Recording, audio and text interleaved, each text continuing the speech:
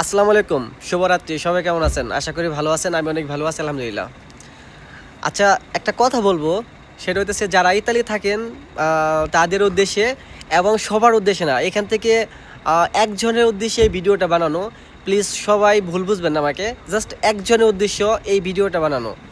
সেটা হইতেছে উনি আমাকে মেসেজ করে বলতেছে যে ভাই, আপনি তো কাজের কথা বলছিলেন, এখন কাজ দিতে পারেন না কেন? এখন আমাকে একটা কাজ দিয়ে দেন। আচ্ছা, আমি হাসবো নাকি কান্না করবো বুঝতেছি না। সেটা দেখেন ভাই, আমি ভিডিওটা আপলোড করছি, তার 15 দিন পরে আপনি আমার ভিডিওটা দেখছেন, দেখার পরে আপনাকে বলছেন এখন আমাকে কাজ দেন। এখন কি দেওয়া সম্ভব?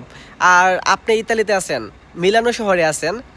তো আমি আপনার নামটা বললাম না, নামটা গোপনে রইল, অথচ আপনি বুঝতে পারতেছেন যে আমি আপনার উদ্দেশ্যে ভিডিওটা বানাইতেছি।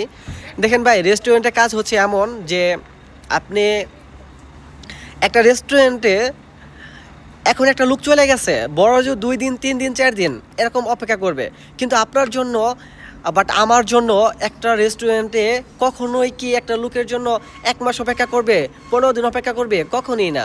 আর ওদের চ্যানেল আছে, যেমন আমরা একটা রেস্টুরেন্টে বাঙালি কাজ করি 7 জন। এখন আমার কাছে যদি লোক না থাকে, 7 জনের কারো না কারো একটা বন্ধু বান্ধব আছে, তো এর মধ্যে লোক তারা অ্যারেঞ্জ করে ফেলে। তো দ্রুত যোগাযোগ করতে পারলে দেখা যায় আপনি 2-3 দিনের ভিতরে ব্যবস্থা হয়ে যায়, কিন্তু তার বেশি হইলে আর সম্ভব হয় না ভাই।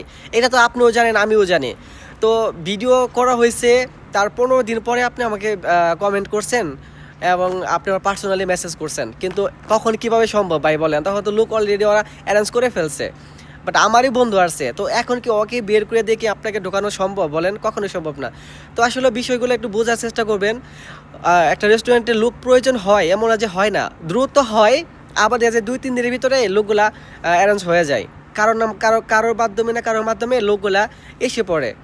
তো আবার যদি লাগে তাহলে অবশ্যই বলবো। ইনশাল্লাহ ভালো থাকবেন সবাই। গাড়ি আসছে, চলে যাবো।